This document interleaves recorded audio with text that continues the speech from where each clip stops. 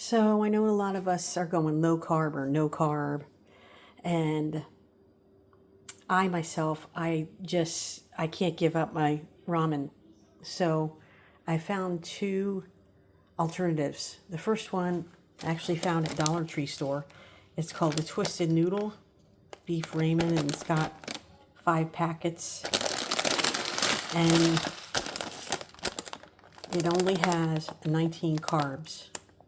Now, for people who are trying to have no carbs, okay, that might be too much, but for people who are just trying to do lower carb, 19 grams isn't too much. There's 1 gram of protein, 11 grams of fat. And this is the kicker, though. 1,360 milligrams of sodium. So, in order to decrease that, you just don't use a seasoning packet. And you could also, because I don't know how much of that is actually in the noodles, so you can also rinse the noodles, but you would have to make the noodles al dente. In other words, don't cook them all the way through before you rinse them, because once you rinse them, then you're cooking them a little more, and then once you put them back in the pot, they get cooked a little more. So you don't want mushy ramen. All right, so, but this is one solution, only 19 grams of carbs. Just don't use the seasoning packet and rinse them to get rid of the sodium content. So that's Twisted Noodles Beef Soup Ramen. This here is my favorite. Millet and Brown Ramen Noodles. And it has 4 bundles of noodles in here. And these are just delicious. I just love them. Now, they don't have a seasoning packet. And the nutritional facts, here they are. It only has 23 grams of carbs, which to me is still low. And then also 0 grams of, there's no sodium in these noodles because it doesn't have a seasoning packet.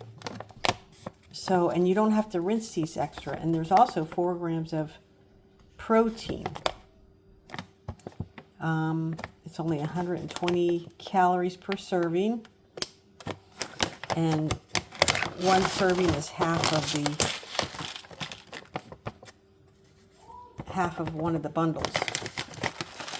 Now the solution, well, this is another example of this chicken bouillon is pretty much the same thing that they have in here for a seasoning packet.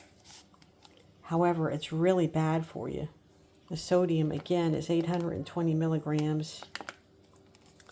But the ingredients include monosodium glutamate, cornstarch, potassium chloride, all kinds of horrible stuff in here. But that's why it makes it taste so good. So, I mean, if you only use it once in a while and just a little bit, it's not going to do much to you. But I get headaches when I eat monosodium glutamate. And so I prefer... Oh, hold on a minute.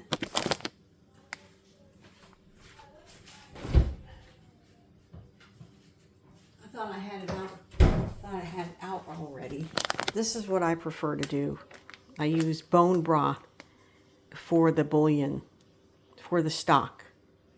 Chicken or beef bone broth. Now, this has 150 milligrams of sodium, which is still a lot less than that. The seasoning packet in that.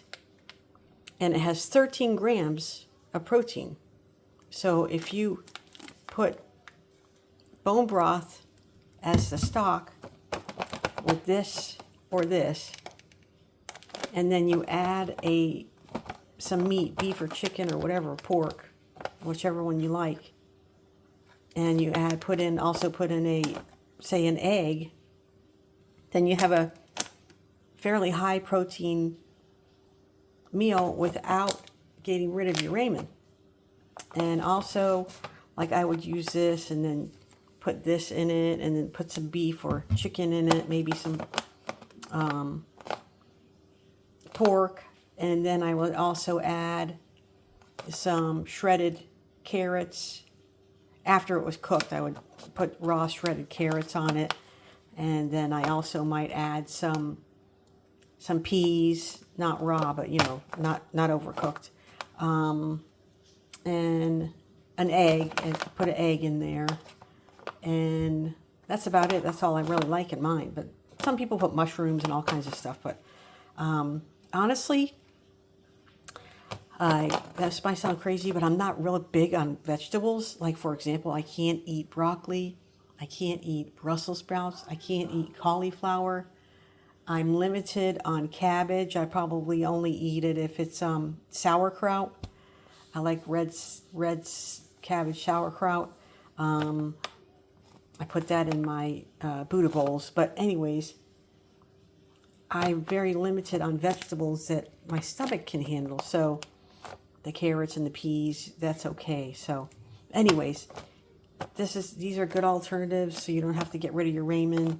And then if you include the bone broth and don't use traditional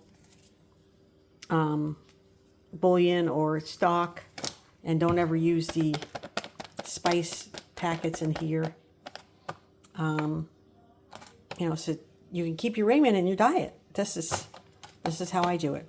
All right, I hope you like this video, and I'll be back, and namaste.